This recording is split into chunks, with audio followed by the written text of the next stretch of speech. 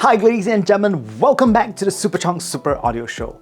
A while back, I reviewed the final A3000 and A4000. The A3000 featured a very neutral warm tone that has very good technicalities, while the A4000 was a little bit more clinical that sounded very much like their flagship, the A8000.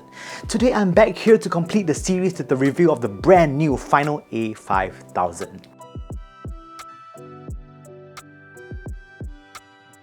Inside the box, we have the final audio silicone case, which I find to be excellent for keeping IEMs in. You just snap them in place and just throw them in your bag and it works kind of really well. Apart from that, you also get a ear tip carrying case. There are also a pair of ear hooks should you need them.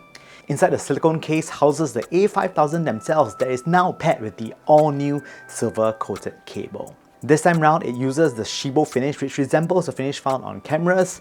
I really like this finish as it reminds me of the first camera I ever owned. Also, the A5000 is rather light, and because of that, I can actually use them for quite a while without much ear fatigue. I'm very impressed by the cable. It is a 6-core cable that has a box braid from the 3.5mm jack to the splitter. The ergonomics is also quite excellent. Rarely do you find a cable that is so soft and supple and not become a tangle monster when you keep them. And all you have to do is just drop them on the floor. Just drop part of it on the floor and they untangle themselves.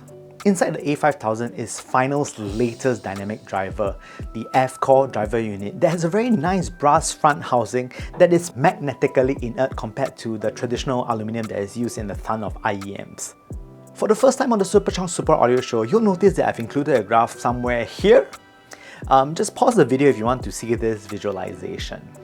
The A5000 is a balanced sounding IEM on the whole that does not emphasize on any particular frequency band, making it a very versatile pair that can suit almost all music choices really well. Because it is so versatile, if you're coming from one of those cheapy earphones, this is an excellent option to upgrade to because they will just basically suit almost anything. Transients on the A5000 is speedy and not unnaturally so. Instruments have a very clear separation and can sound sprightly and lively. I like that there is a slight bump on the sub bass and it gives beautiful dynamics, ensuring that the IEM sounds lively. Going into the nitty-gritty, bass on the A5000 is impactful and dynamic, certainly enough for all genres. The bulk of the bass here stems from the sub bass and lower mid bass. This allows for a cleaner mid-range presentation.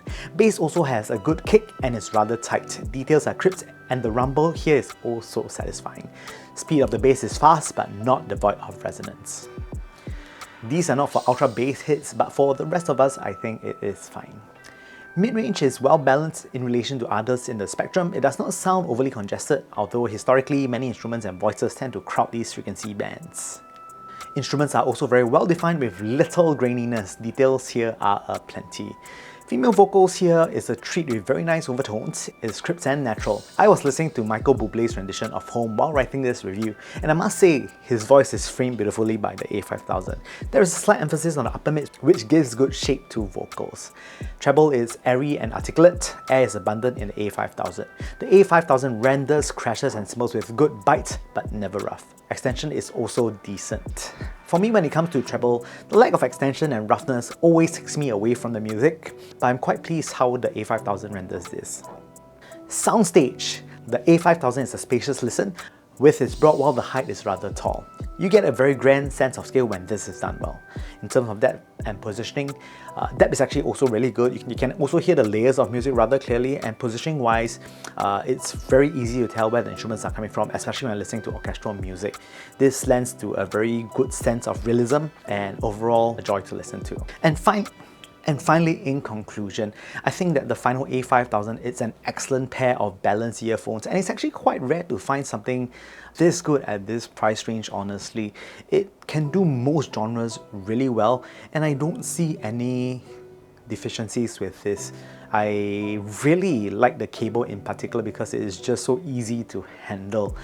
The A5000 is a solid upgrade for those of you who are coming from a more entry-level product such as the Arias or the Sales Note Zeros. This is a solid level up rather than side grade. So with that said, thank you guys for watching the Superchunk Super Audio Show. If you like the content so far, please kindly press the like and subscribe button right here down below and just leave anything that you want to ask in the comments. And I hope to see you guys soon.